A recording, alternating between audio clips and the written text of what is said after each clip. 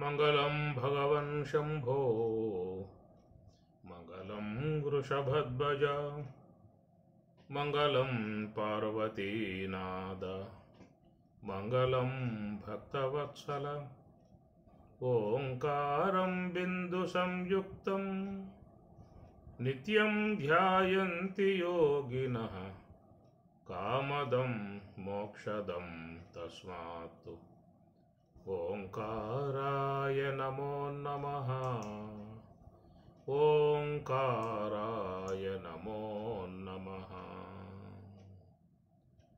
ఓం నమః శివాయ ఆరక్షరములతో ఆరంభమాయనే ఉయ్యాల.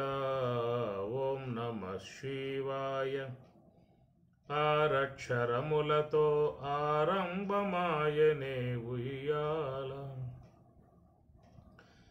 రక్షకుడు చిన్మయుడు తొట్టి లోపల తాను ఊగుచూనున్నాడే ఉయ్యాల, ఊగుచూనున్నాడే ఉయ్యాల. ఓం నమః శివాయ ఆరక్షరములతో ఆరంభమాయనే ఉయ్యాల. మన్ను నీరు అగ్ని వాయువులతో 4 కోళ్ళు గావించని ఉయ్యాల. అష్టదిక్కులు వేగి సృష్టి లోపల తాను ఊగుచూనున్నాడే ఉయ్యాల, ఊగుచూనున్నాడే ఉయ్యాల. ఓం నమః శివాయ ఆరక్షరములతో ఆరంభమాయనే ఉయ్యాల. మహాశివరాత్రి పర్వదినములను పురస్కరించుకొని పరమశివతత్వాన్ని గురించి కొన్ని విషయాలు అధ్యయనం చేస్తూ ఉన్నటువంటిది. మన్ను నీరు అగ్ని వాయువులతో 4 పరమశివుడు ఈ బ్రహ్మాండ తొట్టిలో చక్కగా శయనించి స్వామివారు ఊగుతున్నటువంటి భావాన్ని మనకి ఇక్కడ వ్యక్తపరుస్తూ ఎట్లా ఉన్నది ఆ ఉయ్యాల తొట్టి అని చెప్పానంటే, మన్ను నీరు అగ్ని వాయువులతో 4 కోళ్ళు గావించనే ఉయ్యాల. అష్టదిక్కులు వేగి సృష్టి లోపల తాను ఊగుచూ ఉన్నాడు.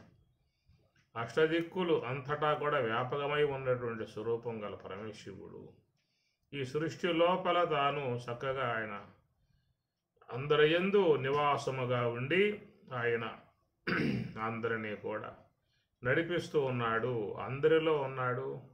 అష్టదిక్కులు అన్ని దిక్కులు వ్యాపకమై ఉన్నటువంటి స్వరూపమును సృష్టి లోపల అనగా విశ్వ పదార్థాలకు అంతరాలలో కూడా ఆయన ఉండి సమస్తమును వ్యవహరింపజేస్తున్నటువంటి విధానము. మన్ను నీరు అగ్ని వాయువు అనేటువంటి 4 కోళ్ళుగా ఏర్పడ్డటువంటిది ఉయ్యాల అని చెప్పేసి అని దీన్నే బ్రహ్మాండ జగత్తు, బ్రహ్మాండ విశ్వము. ఈ విశ్వం అనేటువంటిదంతా కూడా పంచభూతముల చేత వ్యాప్తమై ఉన్నటువంటి స్వరూపము. కాబట్టి పంచభూతములలో ఆకాశమనబడేటువంటిది ముఖ్యంగా అచల సాంప్రదాయంలో ఆకాశాన్ని పరిపూర్ణముగా చెబుతారు. చాలా వరకు తత్వ విధానం అంతా కూడా అచల పరిపూర్ణ భావాల్లోనే ఎక్కువగా తత్వాలు, కందార్థాలు ఇవన్నీ చేరి ఉన్నటువంటి విధానము. అంటే బ్రహ్మేంద్ర స్వాముల వారు కూడా అచల తత్వాన్ని గురించి ప్రబోధించిన అంశాలు ఉన్నాయి. వేమన యోగి కూడా ఈ అచల పరిపూర్ణ తత్వాన్ని గురించి చాలా సందర్భాలలో ఆయన కూడా ప్రస్తావన చేస్తాడు. ఇది కూడా లోకంలో బాగా విస్తరించి ఉన్నటువంటి విధానము. అది పరిపూర్ణము అని చెప్పని, బట్ట బయలు అని చెప్పని విధానంగా వాడతారు. ఆ విధంగా ఉన్నటువంటి సర్వవ్యాపకమై ఉన్నటువంటి సర్వేశ్వరుడు మరి ఈ మన్ను నీరు అగ్ని వాయువు ఆకాశము అనే దాన్ని ఇక్కడ కలపలేదు. మన్ను నీరు అగ్ని వాయువులు 4 మాత్రమే తీసుకోవటం జరిగింది. ఈ ఆకాశం అనబడేటువంటిది అది పరమాణు రహితమై ఉన్నది కాబట్టి ఆకాశాన్ని పంచభూతాలలో ఒక భూతముగా కూడా అంగీకరించకుండా ఉండే సాంప్రదాయాలు కొన్ని ఉన్నాయి. ఎందుకంటే కదలికలు కలిగి ఉన్నటువంటి మొత్తం 4 భూమి, జలము, అగ్ని, వాయువు. ఈ 4 పరమాణుత్వం కలిగి వ్యవహరించేటువంటివిగా కదలికలు కలిగి ఉన్నటువంటి విధానము. పరమాణుత్వ విధానం లేకుండా ఉన్నటువంటిది కాబట్టి ఆకాశంలో ఏ కదలికలు ఉండవు అని చెప్పని. కాబట్టి కదలిక లేకుండా ఉన్నది ఏదైనా ఉందా అంటే అది ఆకాశం అనబడేటువంటిదిగా చెప్తారు. అది భౌతిక పదార్థముగా ఉన్నటువంటిది. అట్టి ఆకాశాన్ని బ్రహ్మమునకు ఉదాహరణగా చెప్పే సందర్భాలు చాలా మనం చూస్తూ ఉంటాం శాస్త్రాలలో. ఆకాశవత్తు అని ఆకాశంలాగా అనే విధానముగా బ్రహ్మమును పోలిక చేస్తారు. అయితే ఈ బట్టబయలే ఆకాశమే పరిపూర్ణం అనేటువంటిది కూడా వాళ్ళు కొంతమంది వాడే విధానం కూడా ఉన్నది ఆ యొక్క సాంప్రదాయంలో. కానీ ఆకాశం అనబడేది కూడా పంచభూతాలలో ఒక భూతముగా తీసుకున్నారే తప్ప దాన్ని భగవంతుడుగా చెప్పే విధానముగా మాత్రం లేదు. కొంతమంది ఆకాశాన్ని భగవంతుడుగా పరిపూర్ణముగా బట్టబయలుగా చెప్పుకొచ్చే విధానాలు ఉన్నాయి సాంప్రదాయాల్లో. కానీ ఇక్కడ మరి దాని విషయం మీద చాలామంది కూడా మాట్లాడుతూ కేవలం ఆకాశాన్నే భగవంతుడుగా చెప్పకూడదు, ఆకాశం భగవంతుని ఉదాహరణగా చెప్పటం ఉంటుంది. కనుక ఆకాశము అని చెప్పినప్పుడు దాన్ని చిదాకాశము అనే పదంగా వాడారు. చిత్తు స్వప్రకాశమై ఉన్నటువంటి ఆకాశము చిదాకాశము అన్నారు. ఎందుకంటే భూతాకాశం మనం వ్యవహరించేటువంటి యొక్క దీనిని భూతాకాశము అని చెప్పని అంటారు.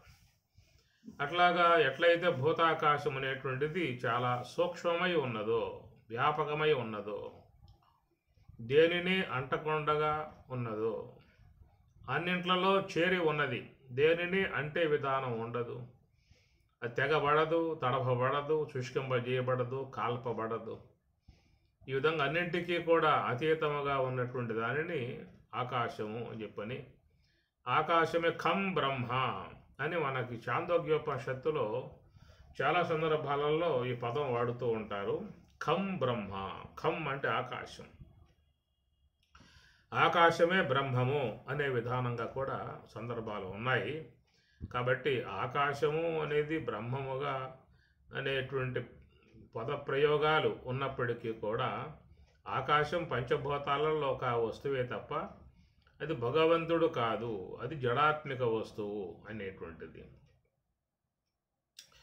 బయలు బ్రహ్మమనుసు భాషించు సుందురు, బయలదేల తాను బ్రహ్మమగును, బ్రహ్మమైన బయలు భావమందుండగా విశ్వదాభిరామ వినరవే అని ఆయన కూడా దీని గురించిన ప్రస్తావనలో ఆయన కూడా చేయటం జరిగింది. మరి బయలు బ్రహ్మమనుసు భాషించు సుందురు, బయలదేల తాను బ్రహ్మమగును, బ్రహ్మమైన బయలు భావమందుండగా. లోపల ఏర్పడి ఉన్నటువంటి బయలు, బయట ఉన్న బయలు కాదు, బయట ఉన్న ఖాళీ భాగం కాదు, బయట ఉన్న దాన్ని బట్టబయలు అనే ఖాళీ భాగం, ఇట్లాగా పదాలు వాడి చెప్తూ ఉన్నటువంటిది లోకంలో ఉన్నది. దానికి వేమన చక్కగా వివరణాత్మకముగా చెప్తూ ఆ బయలు అనేటువంటిది అది లోపల బయలు బ్రహ్మమనుగా భాషించు సుందరు, బయలదేల తాను బ్రహ్మమగును, బ్రహ్మమైన బయలు భావమందుండగా. ఆ బ్రహ్మమనబడేటువంటి బయలు ఖాళీ భాగము నీ లోపల భావం, నీ లోపల అంతరాలలో ఉన్నదే తప్ప దాన్ని బయట చెప్పే అవకాశం లేదు. ఎందుకంటే అది ఆ ఖాళీ భాగాన్నే దాన్ని వ్యాపక వస్తువుగా బట్టబయలుగా విధంగా చెప్పుకొచ్చే విధానాలుగా ఉంటాయి. దాన్ని మహాత్ములు మన లోపల ఉన్నటువంటి బయలు. ఒక ప్రదేశంలో నానా రకాలై ఉన్నటువంటి కంపంతా పెరిగిపోయినప్పుడు ఒక వ్యక్తిని పిలిచి ఇక్కడ ఖాళీ చెయ్యి అని చెప్పని అంటాం. వాడు కత్తి పట్టుకెళ్ళి ఆ కంపంతా మొత్తం కొట్టేసేసి మొత్తం తగలబెట్టి కంపని ఖాళీ చేశాను అని చెప్పని అంటాడు. సాధారణంగా లోకంలో ఈ విధంగా వ్యవహరించడం జరుగుతూ ఉన్నది. ఖాళీ చేశాను అని చెప్పని అంటారు. కాబట్టి ఖాళీ చేయటం అనేది ఏమి లేదు. ఖాళీ ఎప్పటికీ ఉన్నది. ఉన్న ఖాళీలో కంప పెరిగిపోయింది. వాడు చేసేది ఏమిటాయంటే కంపంతా కొట్టేసి కాల్చి పారేశాడు. ఖాళీ చేశాను, బయలు చేశాను అనే పదాలు వ్యవహారంలో వాడుతూ ఉంటాడు. కాబట్టి బయలు చేయబడేది కాదు, ఖాళీ చేయబడేది కాదు. ఉన్నటువంటి ఖాళీ భాగంలో ఈ నానా రకాలై ఉన్నటువంటివన్నీ కూడా పేరుకుపోవటం కారణంగా అవన్నీ తీసేశాడు. అంతవరకే. ఖాళీ ఎప్పటికీ ఉన్నది, బయలు ఎప్పటికీ ఉన్నది. కంప ఉన్నప్పుడు బయలు ఉన్నది, కంప లేనప్పుడు బయలు ఉన్నది. బయలు ఎప్పటికీ ఉంటుంది, ఖాళీ ఎప్పటికీ ఉంటుంది. అట్లా మనలో చెప్పుకొచ్చిన అంశముగా కానరాని బయలు కనుటయే మోక్షంబు మేను మరచి నిద్ర మెలగినట్లు తాను ఎయ్యు తత్వజ్ఞుడయ్యురా విశ్వదాభిరామ వినురవేమ కానరాని బయలు కనుటయే మోక్షంబు. ఎందుకంటే మరి ఖాళీ చేశాను అన్న వ్యక్తి వాడు చేసింది ఏమిటి అంటే కంపంతా కొట్టేశాడు. కంప కొట్టేయటం తప్ప ఖాళీ వాడు చేసిందేమి లేదు. ఖాళీ ఎప్పటికీ ఉన్నది. ఉన్న ఖాళీ భాగంలో కంప పెరిగిపోయింది అంతే. అట్లా ఆ బట్ట బయలు అనబడేటువంటి పరిపూర్ణమైన అనేటువంటి చిద్బయలు ప్రతి ఒక్క వ్యక్తి లోపల ఉన్నది. ఆ చిద్బయలలో నానా రకాలై ఉన్నటువంటి అనాత్మ కంపంతా మొత్తం పెరిగిపోయి ఉన్నది. అనగా సాత్విక సంబంధమై ఉన్నటువంటి భాగాలు, రాజసిక సంబంధమై ఉన్నటువంటి భాగాలు, తామసిక సంబంధమై ఉన్నటువంటివన్నీ లోపల నానా రకాలై ఉన్నటువంటి అనాత్మ అంతా కూడా మొత్తం కంపలాగా పెరిగిపోయింది. సాధకుడు చేస్తున్న పని ఏమిటంటే నివృత్తి మార్గంగా ప్రయాణం చేసి అసంగ శస్త్రేణ అని పరమాత్మ అన్నట్లుగా అసంగ శస్త్రమును ఆయుధమును అసంగ శస్త్రం అనే ఆయుధాన్ని తీసుకుని లోన ఉన్న చితుకు అనగా అనాత్మ సంబంధమై ఉన్న కంప మొత్తం కొట్టేస్తూ ఉన్నాడు. ఇది సాధకుడు చేసేటువంటి పని. లోనికి పోయాడు అంటే వాడు చేస్తున్న పని ఏమిటి అంటే అనాత్మనంతటినీ లేకుండా చేయటము, అసంగ శాస్త్రముతో దాన్ని తెగవేయటము అనేటువంటి విధానం అన్నమాట. ఆ ప్రకారం ఎప్పుడైతే మరి లోన ఉన్న అనాత్మంతా కూడా జడమైపోతుందో ఇవి ఉండేది ఏమిటి? బయలు, బట్ట బయలే. ఖాళీ అన్నారు, ఖాళీ బయలు, బట్ట బయలు అన్నారు. ఎందుకన్నారని చెప్పానంటే ఇంతకాలంగా మరి దాంట్లో ఈ నానా రకాలై ఉన్న అనాత్మంతా అజ్ఞాన సంబంధమై ఉన్న, తామసిక సంబంధమై ఉన్న, సంస్కారముల సంబంధమై ఉన్నటువంటి అనేకమైనటువంటివన్నీ లోపల పేరుకుపోవటం కారణంగా ఎవరికి కూడా స్వరూప భావన కలిగే అవకాశం లేకుండా పోయింది. అందువల్ల భగవంతుడు కూడా మీరు చూస్తే 14వ అధ్యాయంలో 13వ అధ్యాయంలో క్షేత్రజ్ఞ విభాగ యోగ అని చెప్పని అంటారు. సాధారణంగా ఇది ఎవరికి ఏం అర్థం కాదు. క్షేత్రం ఏమిటి, క్షేత్రగుడ్డ ఏమిటి, విభాగం చేయటం ఏమిటి, ఈ రెండు వేరు చేయటం ఏమిటి, ఎక్కడున్నాయి చేయటానికి? ఎదురుగా ఉన్న వస్తువు అయితే రెండింటిని వేరు చేసి ఏదైనా చూపించే అవకాశాలు ఉంటాయి. ఒక చాట్లో బియ్యం పోసి పెట్టండి, రాళ్ళ పక్క వడ్లీ పక్క పారేసి బియ్యాన్ని అందిస్తారు. కనుక ఎదురుగా ఉన్న వస్తువు కాబట్టి వేరు చేసే అవకాశాలు అనేటువంటి మనకి వ్యవహారంలో ఉంటాయి. మరి పారమార్థికంగా ఉన్న విధానంలో క్షేత్రజ్ఞ విభాగము, ఈ క్షేత్రజ్ఞుడు క్షేత్రం అనబడేటువంటివి రెండు కూడా విభాగం వేరు చేయాలి అనే పదం అక్కడ వాడతాడు. ఎట్లా వేరు చేయాలి? అసలు అనాత్మ అంటే ఎక్కడుందో, ఆత్మ అంటే ఎక్కడుందో తెలియని వ్యవహారం అందరికీ. ఈ రెండు కూడా మరి కలిసిపోయి ఉన్నాయనేదిగా దాంట్లో అర్థం దోదకమవుతూ ఉన్నది. ఆ రెండింటిని వేరు చేయని చెప్పేసి అని స్వామివారు చెబుతూ ఉన్నారు. ఆ రెండింటిని వేరు చేయటానికి గల ఏమిటి అసలు విధానం ఏమిటి, ఎక్కడున్నాయి ఏమిటి, ఎదురుగా ఉన్న వస్తువు కాకపోయే ఇది సాధారణంగా వ్యక్తిలో కలిగేటువంటి సందేహం అన్నమాట. అందరికీ సందేహం ఉండేటువంటి విధానమే. రెండింటినీ వేరు చేయటం ఏమిటి అనేది సాధారణంగా ఉంటుంది.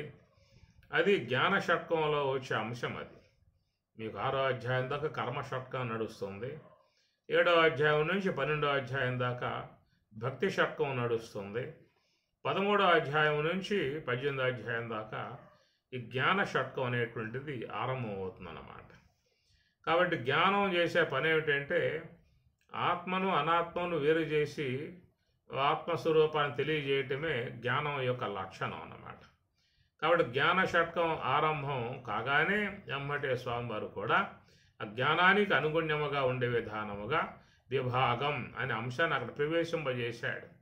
ఈ విభాగం అనేది మీకు 13వ అధ్యాయానికి దిగువ ఎక్కడా కూడా ఆ పదం కనపడదు. 1వ అధ్యాయం చూసుకుంటే మీరు 12వ అధ్యాయం దాకా ఎక్కడ కూడా మీకు విభాగం అనేటువంటి పదాలు మీకు రావు. 13వ అధ్యాయం ఆరంభం అయినప్పటి నుంచే క్షేత్రజ్ఞ విభాగం, గుణత్రయ విభాగం, దైవాసుర సంపత్తి విభాగం, శ్రద్ధాత్రయ విభాగం, ఇవన్నీ విభాగాలు చేసే విధానం ఏంటంటే అది జ్ఞానం యొక్క లక్షణం అన్నమాట. జ్ఞానం ఏం చేస్తుందంటే విభజిస్తుంది. ఏది తనది కాదో దాన్ని పక్కన పారేస్తుంది, ఏది తనదే ఉన్నదో దాన్ని తీసుకునే విధానం. ఇది జ్ఞానం యొక్క లక్షణంగా సాగేటువంటి విధానం కనుక పరమాత్మ జ్ఞాన షట్కం ఆరంభం చేయగానే విభాగం అనేటువంటి విధానముగా ఆయన చెప్పుకొస్తాడు. కాబట్టి ఇక్కడ మరి చిద్బయలు, స్వప్రకాశ చేతనము, చిదాకాశము, చిదంబరము అన్నారు.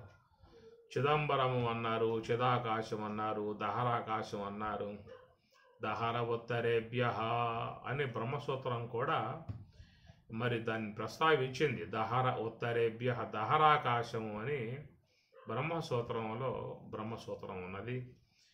శాంతి విదేహ సుతా సహచారి దహరాయోధ్యా నగర విహారి అని సదాశివ బ్రహ్మేంద్ర స్వామి వారు కూడా ఈ దహరాకాశం యొక్క ప్రస్తావన తీసుకొస్తాడు.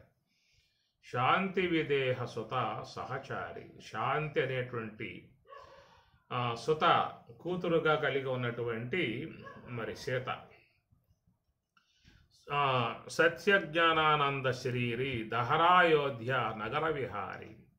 ఈ దహర అనేటువంటి ఆకాశంలో, ఈ నగరములో విహరించేటువంటి రాముడు సత్యజ్ఞానానంద శరీరి అన్నాడు.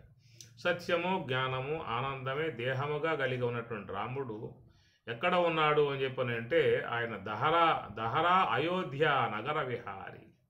దహర అనేటువంటి యొక్క ఆకాశములో, ఆ నగరిలో ఆయన విహరించేవాడుగా ఒక అందమైనటువంటి యొక్క అంశాన్ని అందముగా చెప్పుకొచ్చే విధానంగా సదాశివ బ్రహ్మేంద్ర స్వాముల వారు మనకి చెప్పుకొస్తారు.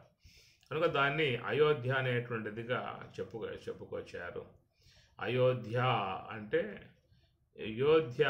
యోధులు అన్నమాట. యోధులు అంటే యుద్ధ రంగంలో బాగా నిపుణత పొంది ఉన్నటువంటి యోధులు, యుద్ధము బాగా చేయగలిగేటువంటి శక్తి కలిగి ఉన్నటువంటి వారిని యోధులు అంటారు.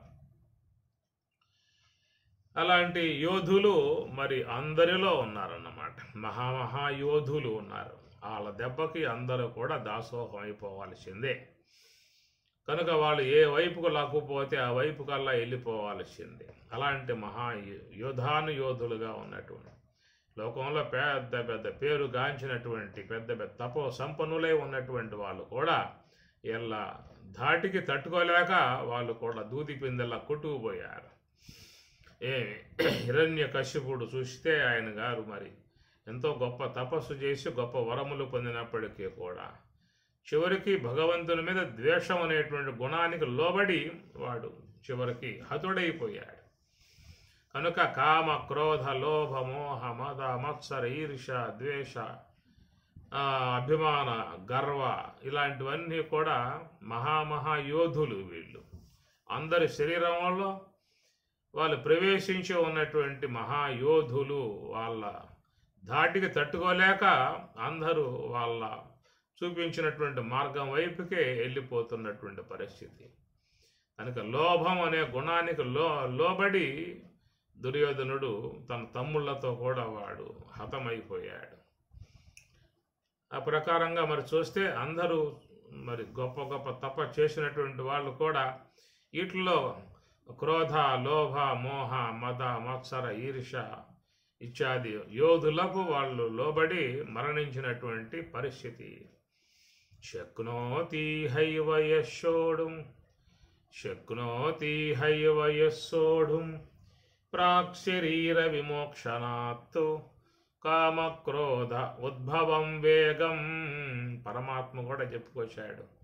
కామ ఉద్భవ వేగం, క్రోధ ఉద్భవ వేగం, మోహ ఉద్భవ వేగం, అసూయ ఉద్భవ వేగం, కక్ష ఉద్భవ వేగం, ప్రతీకార ఉద్భవ వేగం.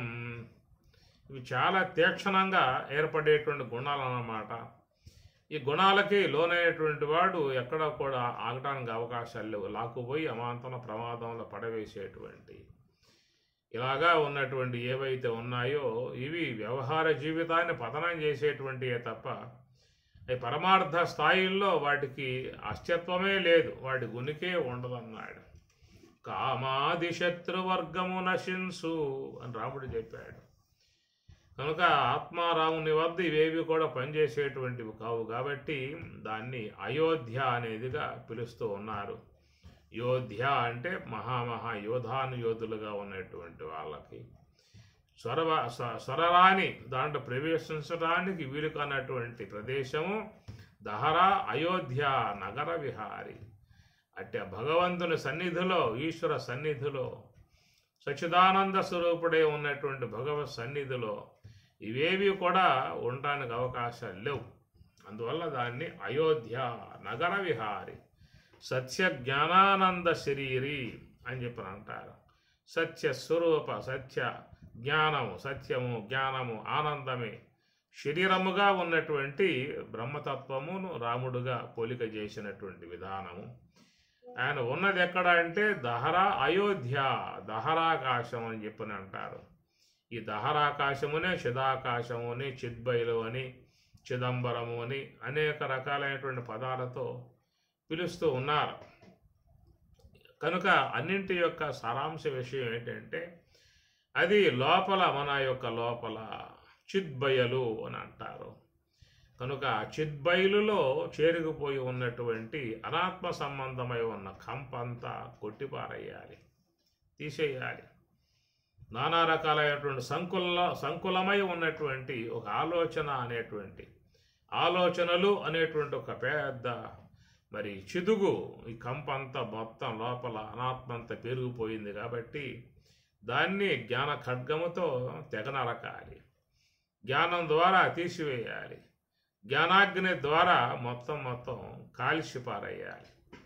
ఆ ప్రకారంగా సమూలముగా అనాత్మను నశింపజేసుకున్నటువంటి వారు ఉన్నటువంటి దానిని చిద్బయలు అనేదిగా పదాలు వాడారు. కనుక ఆ ప్రకారంగా అది ఖాళీ బయలు అని వేమన. కానరాని బయలు కనుటయే మోక్షంబు మేను మరచి నిద్ర మెలగినట్లు అని కూడా చెప్పుకొస్తాడు. కానరాని బయలు కనుటయే, బయలు కానరాదు, ఉన్నది ఆ చిదాకాశం అనేది ఉన్నది. కాబట్టి మనం సంచరించేదంతా కూడా భూతాకాశం. ప్రస్తుతం మనం వ్యవహరిస్తూ ఉన్నదంతా కూడా భూతాకాశం.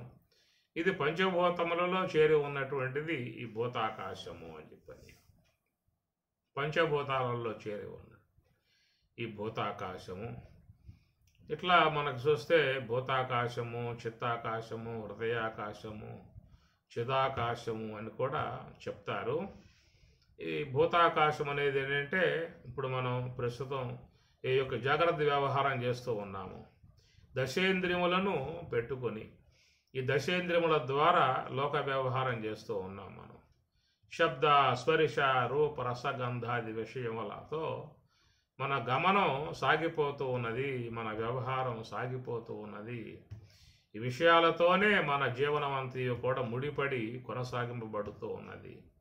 ఈ విషయ లంపటలలో మునిగి విషయ లంపటలతోనే జీవితాన్ని ముగింపజేసుకొని అందరూ నిష్క్రమిస్తున్నారు ఈ విశ్వం నుండి. ఈ ప్రకారముగా మరి ఈ ఉన్నటువంటి ఈ ఏవైతే చిదుగంతా ఉన్నదో దానిని జ్ఞానం ద్వారా తీసివేయమని చెప్పనేటువంటిదిగా వాళ్ళు చెప్పేటువంటి మాట. దాని జోలికి ఎవరు ఏం పోవటం లేదు. దాంతోనే అందరి వ్యవహారాలు సాగిపోతూ ఉన్నాయి. జీవితాలు మొత్తం ఈ కంపతోనే కొనసాగింపబడి ముగింపజేయబడుతూ ఉన్నాయి. కంపలో కలిసిపోతూ ఉన్నారు, అడ్రస్ లేకుండా పోతూ ఉన్నారు. ఇది అనాత్మ అనేటువంటిదిగా చెప్పుకొచ్చారు.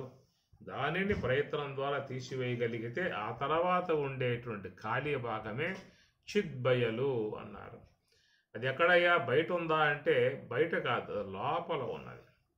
కాబట్టి బయట ఉన్న ఆకాశాన్ని దహరాకాశము అని, చిదాకాశము అని, సప్రకాశ ఆకాశం అని చెప్పే అవకాశం కాదు. ఇది జడాత్మిక వస్తువు. పంచభూతములు జడములు అన్నప్పుడు దాంట్లో చేరి ఉన్నటువంటిది ఇది కూడా జడం యొక్క సంబంధమై ఉన్నటువంటిది. అందువల్ల వాళ్ళు చాలా జాగ్రత్తగా కూడా అక్కడ విషయాన్ని చక్కగా వాళ్ళు డీల్ చేశారు. చాలామందికి తెలియక పొరపాటున వాళ్ళు సరైనటువంటి అవగాహన లేక ఈ భూతాకాశమే చిదాకాశముగా, చిద్బయలుగా, బట్టబయలుగా అలా భావించుకుంటూ దాంట్లోనే ఉండిపోయే విధానంగా ఉన్నది. కానీ విషయాలు గ్రహించుకున్నటువంటి వారు, గురుముఖత విషయాలు అవగాహన చేసుకున్నటువంటి వారు చక్కగా వారికి అనుభవానికి వచ్చే అవకాశము ఉంటుంది. ఏదైనా బట్టబయలు అనేటువంటి మాటకు లోన చిద్దుగంతా పెరిగిపోయి ఉన్నది. దాన్ని మొత్తం కూడా ఎవరిలో ఉన్న అనాత్మను వాళ్ళు తీసేసుకోవాల్సిందే. ఎవరెవరు ప్రయత్నం ద్వారా తనలో ఉన్నటువంటి చిదుగుని, అనాత్మను తీసివేసుకుంటారో వారిలో ఉన్నటువంటి ఆ చిద్బయలు వాళ్ళకు చక్కగా గోచరిస్తుంది. ఇది భీమన చెప్పింది. కానరాని బయలు కనుటయే మోక్షంపు. కానరాని బయలు. మరి కానరాని బయలు ఏముంది? కళ్ళు తెరిస్తే ఎదురుగా కనబడుతుంది కదా ఒక విశాలమై ఉన్నటువంటి ఖాళీ భాగం. ఎట్లా కానరాని బయలు అని చెప్పారంటావు అనే మాటకి మనం చూస్తే మన ఎదురుగా కనపడేటువంటి ఈ ఖాళీ సంబంధమై ఉన్న ఈ బయలు కాదు. కానరాని బయలు ఉంటే అది నీ లోపలకి పోతే ఉండేటువంటి విధానము. నీ లోపల ఉన్నటువంటిది దాని చిద్బయలు, బ్రహ్మము యొక్క బయలుగా వాళ్ళు చెప్తూ ఉన్నారు. అలాంటి దాంట్లో ఈ చేరి ఉన్న అనాత్మను సాధకులై ఉన్న వాళ్ళు తొలగింపజేసుకోవాల్సి ఉంటుంది. ఎవరిలో పేరుకుపోయినటువంటి అనాత్మ సంబంధమై ఉన్న కంపను వాళ్ళే కొట్టేసుకోవాలి తప్ప దీని విషయంలో ఎవరు కూడా సహకరించేది లేదు. దాని యొక్క డీటెయిల్స్, దానికి వివరణాత్మక అంశములు అన్నబడేటువంటి ఏమన్నా మనకి అందుతాయేమో కానీ ఎవరిలో ఉన్నటువంటి ఆ చిద్బయలులో పేరుకుపోయి ఉన్న చిదుగుని, కంపను కొట్టివేసుకునే ప్రయత్నం ఎవరికి వారుగానే చేసుకోవాల్సి ఉంటుంది.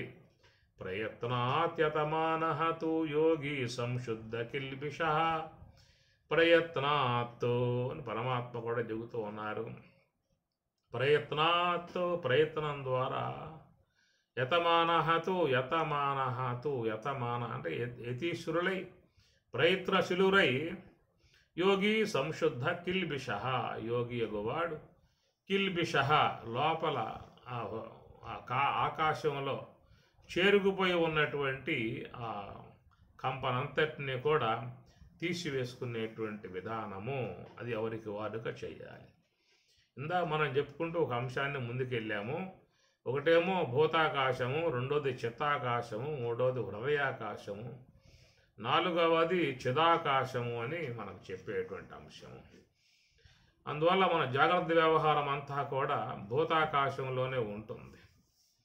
ఈ భూతాకాశంలో మనం సంచరించినటువంటిది పగలంతా సంచరిస్తాము. రాత్రి కాగానే మనం చిత్తాకాశంలోకి ప్రవేశిస్తాం. రాత్రి సమయంలో నిద్ర అనేటువంటిది ఏంటంటే అక్కడ చిత్తాకాశంలో ప్రవేశించాం. ఆ చిత్తాకాశంలో అక్కడ కూడా చాలా ఉన్నాయి. ఈ భూతాకాశంలో ఎట్లయితే అనేక పదార్థాలు, అనేక విశ్వ బ్రహ్మాండాలు మొత్తం ఉన్నాయో అట్లా మరి చిత్తాకాశము దాంట్లో కూడా మరి ఈ చిదుగంతా అనాత్మ అంతా కూడా దాంట్లో కూడా చేరి ఉన్నది. అది చిత్తాకాశంలోకి స్వప్న రూపముగా స్వప్నావస్థగా ప్రవేశించిన వారు అక్కడ ఉన్నటువంటి నానా రకాలై ఉన్నటువంటి అన్నిటిని కూడా వాళ్ళు చూస్తూ ఉన్నారు. ఆ ప్రకారంగా మనం భూతాకాశములోనూ వ్యవహరిస్తూ ఉన్నాము, చిత్తాకాశములోనూ వ్యవహరిస్తూ ఉన్నాం. మనం చిత్తాకాశం నిద్రలో గోచరించేటువంటి స్వప్న వ్యవహారం అంతా కూడా అది చిత్తాకాశంలో ఉంటుంది, మనో సంబంధ ఆకాశంలో ఉంటుంది. అనేకం గోచరిస్తాయి, అద్భుతాలు గోచరిస్తాయి, ఎంతో ఆశ్చర్యగొలిపేటువంటివి గోచరిస్తాయి. ఎన్నెన్నో కొత్తవి ఎప్పుడు చూడనటువంటివి కూడా ఆడ తెలియబడేటువంటిదిగా మనం చూస్తూ ఉంటాం.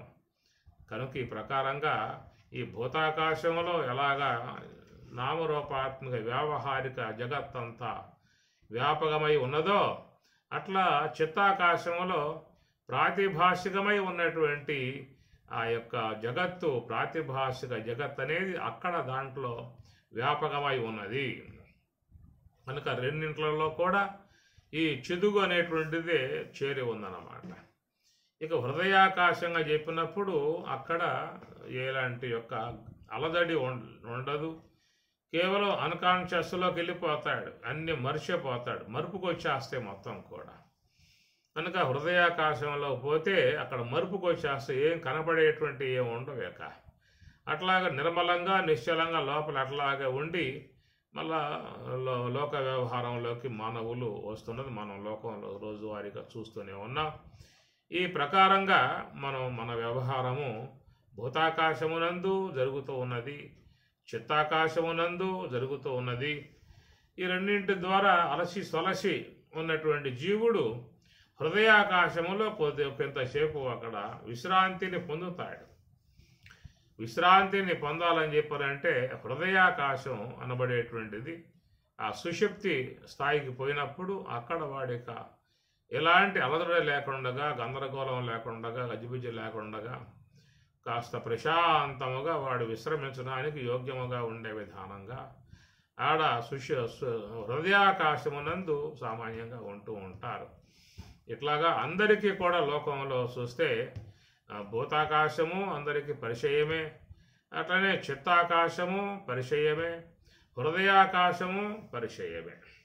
జాగ్రత్త వ్యవహారం అనేటువంటిది భూతాకాశ రూపముగా ఉన్నారు వాళ్ళు.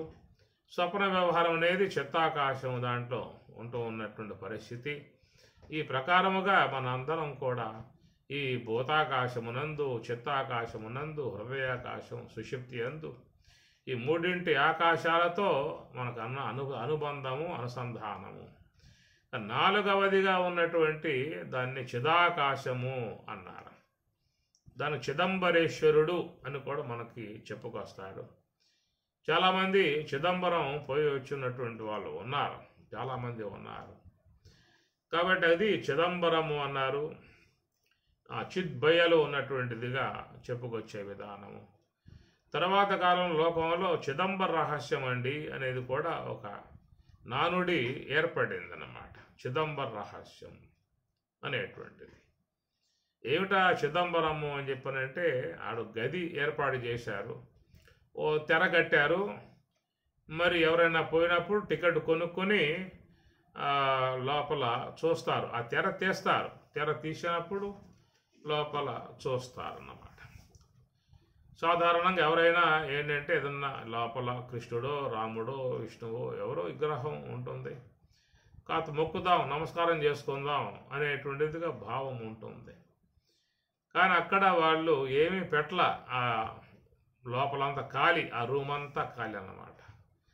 సాధారణంగా పోయినటువంటి వాళ్ళు ఏదో నమస్కారం చేసుకోవాలి, ఎవరో దేవతలు ఉంటారు అనేది వ్యక్తిలో ఒక భావం అనేది ఉంటుంది.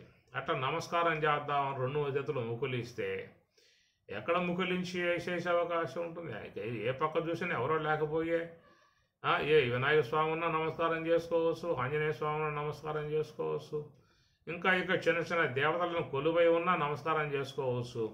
అసలు ఎవరూ లేకపోయే దాంట్లో మరి నమస్కారం చేసుకోవడానికి ఎట్లా అవకాశం ఉంది? ఇంకా ఆ మూల చూశాడు, ఈ మూల చూశాడు, పైన చూశాడు, కింద చూశాడు, తన సమూహాన్ని చూశాడు. ఎటు చూసినా ఏమి కనబడతావట్లేదు, కొత్త ఖాళీ బయలు ఉందన్నమాట.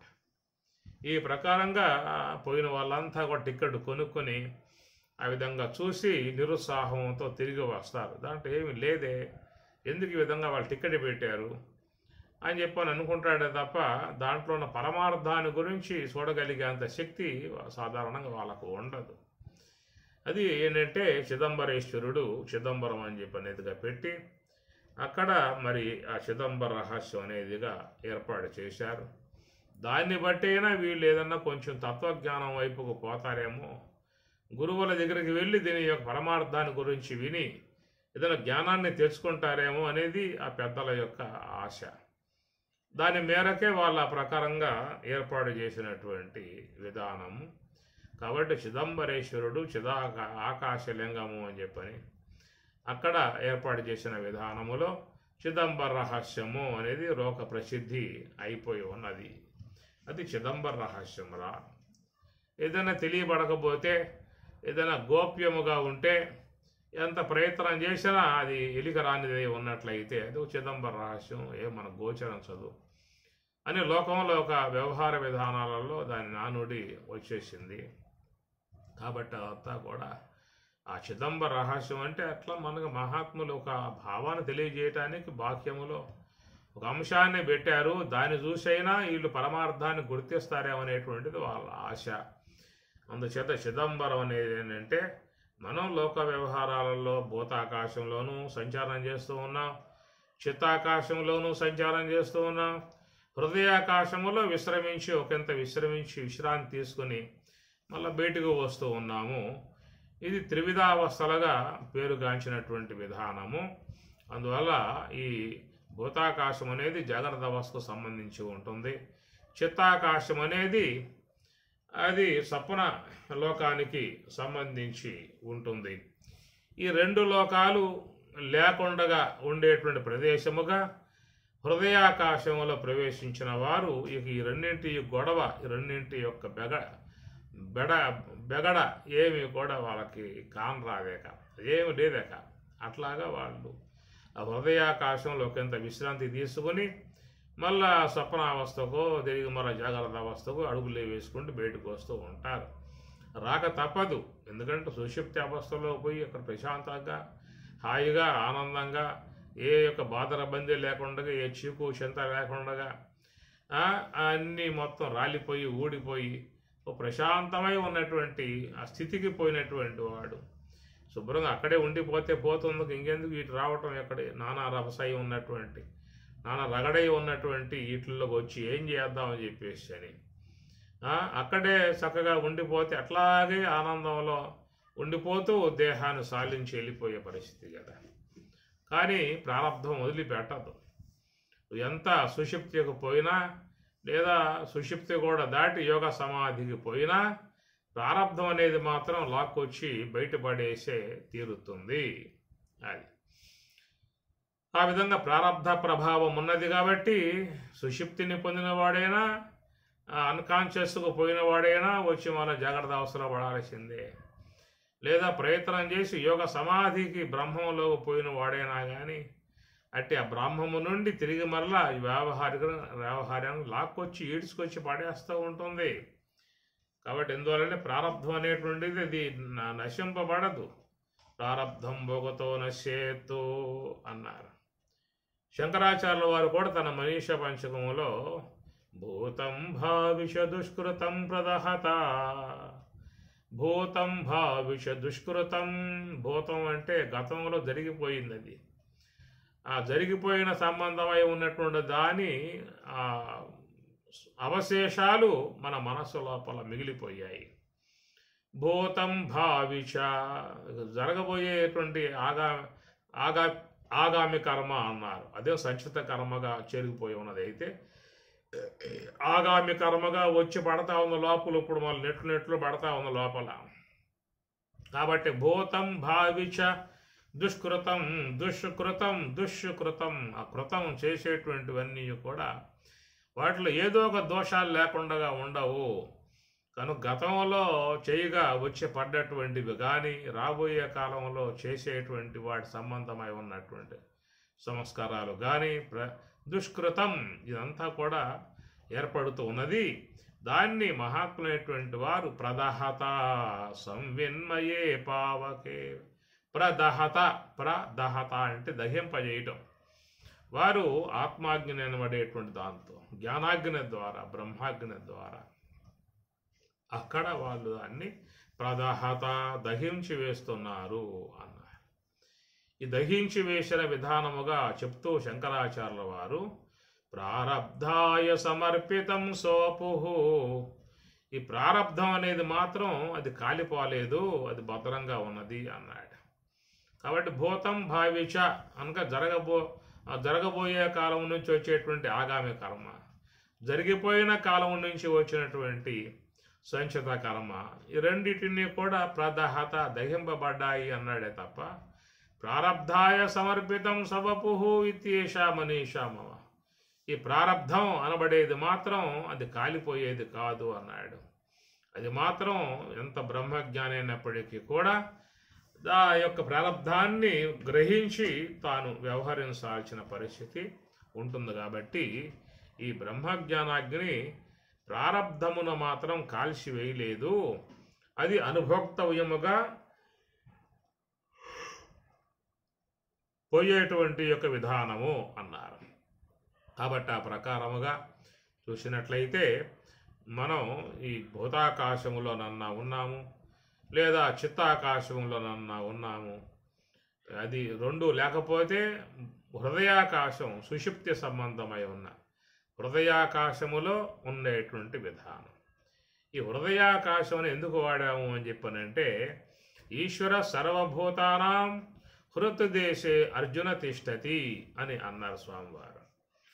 ఈశ్వర సర్వభూతానాం హృతదేశే, ఈశ్వరుడు అంతటా ఉన్నాడు, అంతటా ఉండి ఆ ఉయ్యాల్లో ఊగుతూ ఉన్నాడు. అంతటా ఉన్నటువంటి ఈశ్వరుడు మరి ఇక్కడ చెప్పే విధానములో హృద్దేశే హృదయ ప్రదేశమునందు ఈశ్వరుడు ఉన్నాడు అన్నారు. అయితే ఇక్కడ హృదయ ప్రదేశము అని చెప్పి అన్నప్పుడు ఈశ్వరుడికి అది మహాకారణముగా చెప్పాల్సి వస్తుంది. గ్రాణమగు తురీయ స్థలమగు హంస సంచారం కలిగి ఉన్నటువంటి ఆ ప్రదేశమును మరి ఈశ్వర సర్వభూతాన హృతదేశే ఈశ్వరునికి హృదయముగా అది చెప్పాల్సి వస్తుంది. జీవునికి హృదయముగా మరి ఇది మహా కారణదేహం కలిగి ఉన్నటువంటి అగ్ని స్థలాన్ని జీవుని హృదయ స్థలముగా చెప్పాల్సి వస్తుంది. అటనే ఈశ్వరునికి మహాకారణం గ్రాణం హంస సంచారం ఆ స్థలాన్ని హృదయ స్థలముగా చెప్పాల్సి వస్తుందన్నమాట. కాబట్టి ప్రకారముగా ఈ ఇద్దరికి జీవుడికి హృదయ స్థలం అది అజ్ఞానం అనగా అవిద్యా సంబంధమై ఉన్నటువంటి దాంట్లో అన్ని విశ్రమిస్తాయి. అక్కడ జ్ఞానేంద్రియాలు కర్మేంద్రియాలు అంతరేంద్రియాలు మొత్తం సొమ్మసిల్లిపోతాయి. అవి సొమ్మసిల్లిపోయాయి కాబట్టి అందరూ కూడా ప్రశాంతముగా ఉండగలుగుతూ ఉన్నారు, సుషుప్తి సుఖాన్ని ఆస్వాదించగలుగుతూ ఉన్నారు. కాబట్టి ఆ ప్రకారంగా జీవుడికి సంబంధించి ఉన్నటువంటిది హృదయ స్థలము, అది నేత్ర స్థలం అయితే, ఈశ్వరునికి సంబంధించి ఉన్నటువంటి హృదయ స్థలము అది గ్రాణ స్థలం అవుతుందన్నమాట.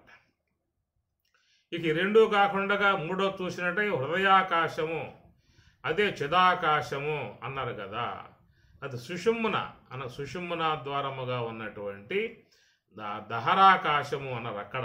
అది దానిని బ్రహ్మము సచ్చిదానందమై ఉన్నటువంటి బ్రహ్మము, సత్య జ్ఞానానంద శరీరీ అన్నట్లుగా సత్య జ్ఞానానంద స్వరూపమై ఉన్నటువంటి బ్రహ్మము, అది దాన్ని చిదాకాశము అనేదిగా చెప్పుకొచ్చారు. అది మహాత్ములు యోగులు బ్రహ్మవేత్తలు మాత్రమే దాన్ని అవలోకనం చేయగలిగే అవకాశం వాళ్ళకి ఏర్పడుతుంది. ఇక మిగతా విషయం చూసినట్లయితే మనందరికీ కూడా ఇటు భూతాకాశం ఒకటి ఉన్నది, నిద్రిస్తే స్వప్నాకాశం చిత్తాకాశం అనేటువంటిది ఒకటి ఉన్నది. ఇంకా కొంచెం లోనికి పోతే లోన సుషుప్తికి సంబంధించి ఉన్నటువంటి హృదయాకాశం, జీవుడికి హృదయాకాశం అనగా జీవుడు అక్కడే ఉండేది, అసలు జీవుని యొక్క స్వస్థలం మూల అవిద్య. అవిద్యోపాధిని బట్టే జీవత్వం ఏర్పడింది. కనుక వాని యొక్క స్వస్థలం అది.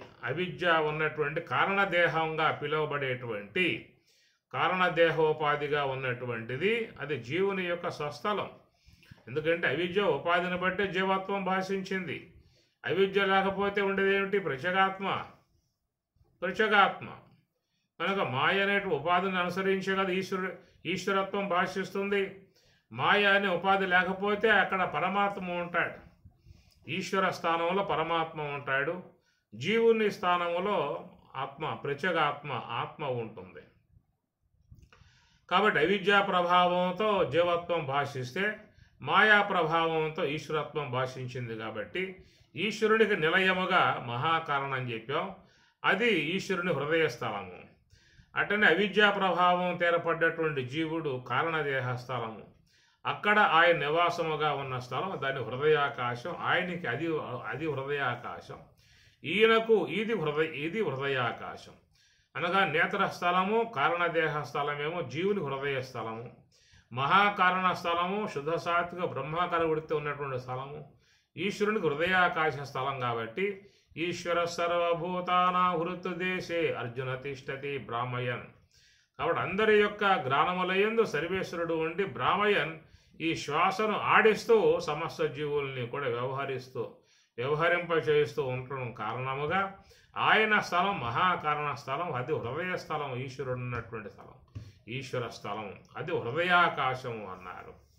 ఇక ఇవన్నీ పోగా చివరిగా చెప్పేది ఏంటంటే అది దహరాకాశము అన్నారు, చిదాకాశము అన్నారు, చిదంబర రహస్యము అన్నారు, స్వప్రకాశముగా ఉన్న ఆకాశము అన్నారు. అదంతా బ్రహ్మము యొక్క స్థలము, స్వస్థలం అన్నమాట.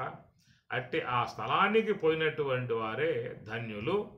ఇక వారు ఈ విశ్వంలోకి రారిక వాళ్ళు. యద్గత్వా న నివర్తంతే తత్ ధామ పరమం మమ. యద్గత్వా ఏ స్థలానికి పోయిన తర్వాత తిరిగి మరలా వాళ్ళు తిరిగి రారో అలాంటిది ఆ చిదంబరము. అదే మరి ఆ యొక్క స్వప్రకాశమై ఉన్నటువంటి చిదాకాశము, దహరాకాశము. అది గ్రహించాల్సినటువంటి యొక్క అంశము. అది వదిలిపెట్టేసి ఎదురుగా ఉన్నటువంటి భూతాకాశాన్ని పట్టుకొని ఇదే బట్టబయలు, ఇదే పరిపూర్ణము అని అనుకున్నట్లయితే వాళ్ళు పొరపాటు పడ్డటువంటి వాళ్ళుగా భావించుకోవాల్సి ఉంటుంది. అందుకే వాళ్ళు చెప్పింది ఏంటంటే నువ్వు బయట కాదయ్యా చూడాల్సింది, లోపల చూడాలి అనేదిగా వాళ్ళు చెప్పినటువంటి మాట. కానరాని బయలు కనుటయే మోక్షంబు మేను మరచి నిద్ర మెలగినట్లు అని వేమనం మరొక మాటలో చెబుతాడు. కానరాని బయలు, అది కానరాని బయలు. ఎందుకంటే మన కానవచ్చేవారు ఎదురుగా ఉన్నది భూతాకాశం, మనకి ఎదురుగా ఎంతో విశాలముగా కనబడతా ఉన్నది. అట్టనే మనం నిద్రిస్తే ఆ నిద్రలో కూడా ఎంతో స్వప్నాలు, ఎంతో విశాలమై ఉన్నటువంటి యొక్క ప్రదేశాలు స్వప్నంలో కూడా చూస్తూ ఉన్నాం. ఈ ప్రకారంగా మనం ఈ అవస్థల ద్వారా చూసేటువంటివి కావు. త్రివిధ అవస్థలు దాటిన తర్వాత ఉన్నటువంటి తురీయమనబడేటువంటి 4వ అనుభవం ద్వారా దర్శించేటువంటిదియే అది కానరాని బయలు కనుటయే మోక్షంబు. అది అందరికీ కానవచ్చేటువంటి బయలు కాదు. అది ఎవరికంటే యోగులు, నివృత్తి మార్గంలో ప్రయాణం చేసేటువంటి యోగులు ఉంటారు. వాళ్ళు మాత్రమే ఆ కానరాని బయలను వాళ్ళు కనుగొని అక్కడ పరిపూర్తిని చెందుతూ ఉన్నారు. బ్రహ్మములో, పరిపూర్ణములో వాళ్ళు లయమైపోతున్నటువంటి పరిస్థితి. ఈ ప్రకారంగా ఉన్నటువంటి అంశాలని చక్కగా మరి ఆచారాల ద్వారా కనుక తెలుసుకోకపోతే మాత్రం దీంట్లో పొరబడి వేరే మార్గాల్లో పోయే పరిస్థితి కూడా ఏర్పడుతుంది. అందుచేత ఇక్కడ మన్ను, నీరు, అగ్ని, వాయువులతో అని 4 మాత్రమే చెప్పుకొచ్చాడు. 5వది ఇక్కడ ఆయన గారు అష్టదిక్కులు వేగి సృష్టి లోపల తాను ఊగుచూనున్నాడే పోయారు. అష్టదిక్కులు, అంటే 8 దిక్కులు అన్నమాట. తూర్పు, పడమర, ఉత్తరము, దక్షిణము, ఊర్ధ్వ దిక్కు, అధో దిక్కు అని ఈ ప్రకారంగా అష్టదిక్కులు దిగ్బంధము అని చెప్పని అంటారు. అష్టదిక్కులు అంటే మరి ఈ తూర్పు, పడమర, ఉత్తరము, దక్షిణము, ఈశాన్యము, ఆగ్నేయము, వాయువ్యము, నైరుతి మొత్తం లెక్క పెట్టుకుంటే అష్టదిక్కులు అవుతాయి అన్నమాట. అష్టదిక్కులు వేయి. అష్టదిక్కులలో కూడా ఆయన వ్యాపకమై ఉన్నటువంటి వాడు. వ్యాపకమై సృష్టి లోపల తాను, సృష్టి లోపల అంటే ఈ సృష్టి అనేది ఉంది కదా, వ్యావహారిక సృష్టి.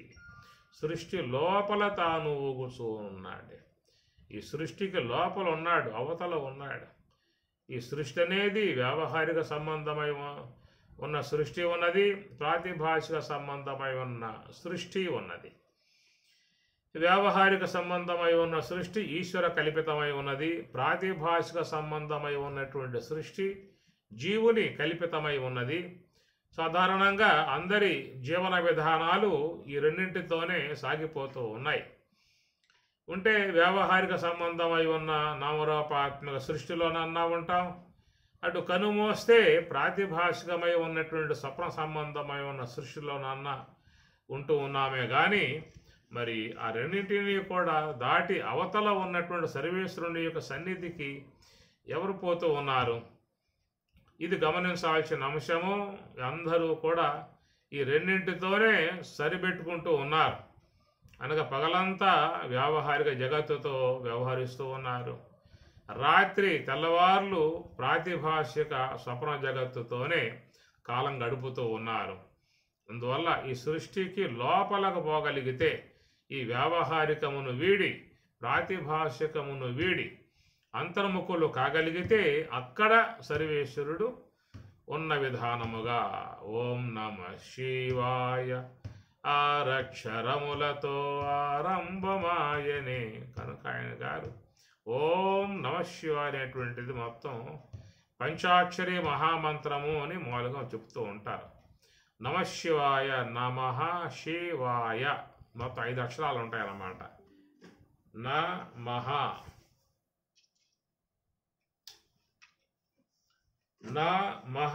శివాయ అనేటువంటి విధానములో మరి 5 అక్షరాలతో చేరి ఉన్నదో దాంతోపాటు 6వ అక్షరం ఓం అనేటువంటిది 6వ అక్షరం అన్నమాట. కాబట్టి 6వ అక్షరముతో చేరే నమశివాయ 5 అక్షరాలు ఉంటాయి. నమ శివాయ 5 అన్నమాట. దీన్ని పంచాక్షరి మహామంత్రము అని చెప్పని అంటారు. సాధారణంగా మనకి స్వాములందరూ కూడా ఈ పంచాక్షరి మహామంత్రాన్నే ఉపదేశం గావిస్తూ ఉంటారు. గురువులంతా కూడా పంచాక్షరి మహామంత్ర ఉపదేశం చేస్తారు. రెండవది సోహము యొక్క సూత్రాన్ని కూడా తెలియజేస్తారు. కనుక వ్యవహారంలో ఉన్నప్పుడు పంచాక్షరి మహామంత్రాన్ని ఉచ్చారణ చేసుకుంటూ ఉండాలి. ఏదైనా తీరిక దొరికినప్పుడల్లా, అవకాశం ఉన్నప్పుడల్లా హంస యొక్క ఆశ్రయముతో భగవద్ధ్యానాన్ని శీలిస్తూ ఉండాలి.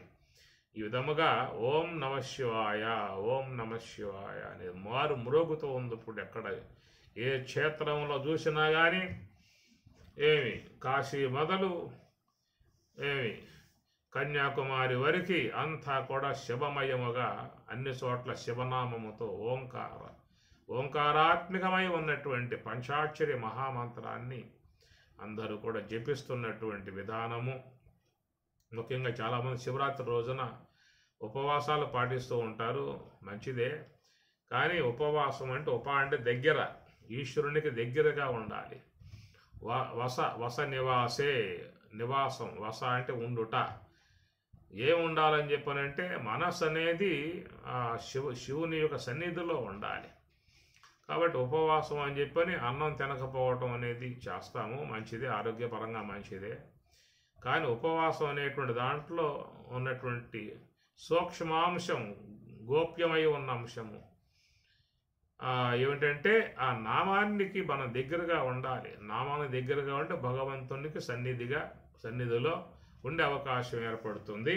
ఈ ప్రకారముగా ఓం నమ శివాయ అనేది 6 అక్షరములతో ఆరంభమాయనే ఉయ్యాల అని ఆ ఓం నమ శివాయ యొక్క మంత్రార్థాన్ని తీసుకుని ఆ శివతత్వాన్ని ఒక అద్భుతమై ఉన్నటువంటి రీతిలో తాత్విక కోణములో ఈ మహానుభావుడు తెలియజేస్తున్నటువంటి అంశము ఓం నమ శివాయ ఆరక్షరములతో ఆరంభమాయనే ఉయ్యాల. రక్షకుడు చిన్మయుడు తొట్టి లోపల తాను ఊగుచూనున్నాడే ఉయ్యాల. మన్ను నీరు అగ్నివాయువులతో 4 కోళ్ళు గావించనే ఉయ్యాల. అష్టదిక్కులు వేగి సృష్టి లోపల తాను ఊగుచూనున్నాడే ఉయ్యాల. ఊగుచూనున్నాడే ఉయ్యాల. ఓం నమః శివాయ. ఆరక్షరములతో ఆరంభమాయనే ఉయ్యాల. ఓం సహనా భవతు సహనౌ భునక్తు సహ వీర్యం కరవావహై తేజస్వినావధీతమస్తు మా విద్విషావహై. ఓం శాంతి శాంతి శాంతి. హరి ఓం తత్సతు.